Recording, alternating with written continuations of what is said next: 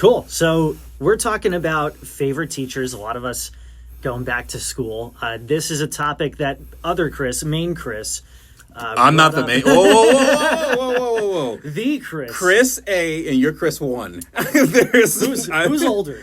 I'm 34. I'm 33. Lies. I'm 33, about to be 34 in October. Okay, I just turned 33, so I think you're still Chris you're 1. OG Chris. But anyways, we would have been terrible in class together. Do you realize that? So much distraction Yeah. if we were ever in a class together. But favorite teacher, do you have one or like multiple? So I have like multiple, but I know we limit these to like several minutes. One teacher that definitely stands with me, the reason why I got into doing news, his name is Dr. Dan Kearns.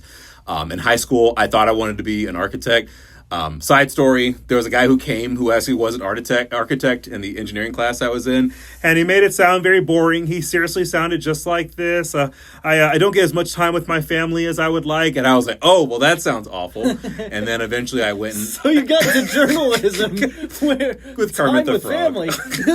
Kermit the Frog got me into journalism. No, but Dr. Kearns, I got into his class, and he really got me interested in like the history of radio and television and what it could be. And he let me do the morning announcements that were like broadcast in the school. Cool. There are no recordings of it. I've looked for years. There are no recordings of it. But yeah, he's the reason why he really got me to want to be the best version of me whenever I made stuff. And it got me into doing news.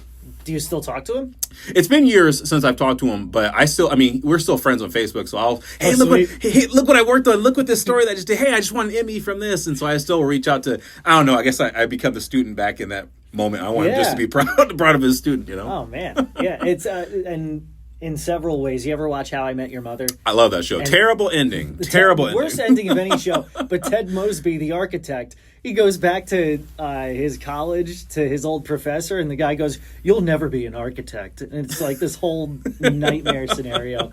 But I don't know, something like that, it reminded me of that. What about you? Do you have a teacher that kind of set you on the path that you remember? The one that set me on the path is actually still at Holly Springs High School. Yeah. And Mr. Inge, who I actually just went and talked to his class last semester. And that was so cool, man. I mean, like, to have that full circle moment and then realize, oh, wow, I was in your class 14 years ago. And then you're just going... The gray hair starts to pop. Now my back hurts, yeah. But no, Mr. Inge, and I told him, I said, man, your class changed my life because... I initially wanted to do something related to music, like music engineering, music production. And I was like, I got placed in this intro to weather class. I'm going to my guidance counselor. I'm changing it to like PE. Had senioritis. I didn't want to do it.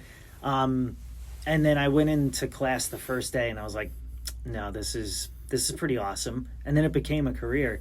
And then Dr. Gary Lackman at NC State, I still talk with him. So that's another one who, like, his office door was always open. Is he still there? He's still there. Yeah. He was actually, Kat and I both used him for different stories.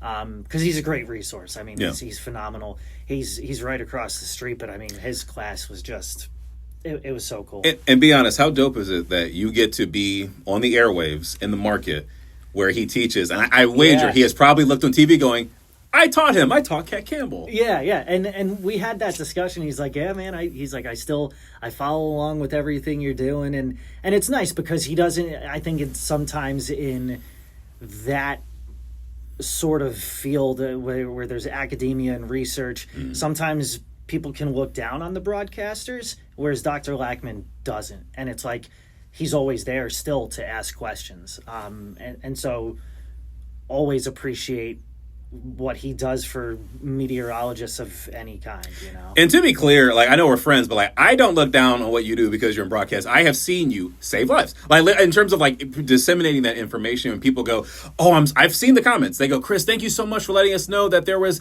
that swirling above our place. We were able to get to the basement, and there was a little damage where it's like what you do is necessary." But I think that's why it's so. I think it's why it's so important that like we give shout outs to teachers because they are the people that set us on the path that we're on right now. And do you ever go and like talk to classes? Oh yes, absolutely. Man, I mean, and this is not to like badmouth kids. Teachers, they deserve so much more, and just they deserve the respect and the shout out. They do a lot. They put up with a lot. And you never know. I mean, here we are, how many years later, talking about our teachers and how they did set the course for our life. And if you can do that for one kid, and I'm sure teachers out there are doing that for more than just one kid. Well, it becomes almost like a cascading effect where, they affect us. And then I don't know, there may be a kid watching you on TV going, wow, I want to be a weather guy just like Chris Michaels. And then let's say he ends up doing it. And then that goes into another person. And then you have this entire group of people, all because one person decided they wanted to invest that extra time in you.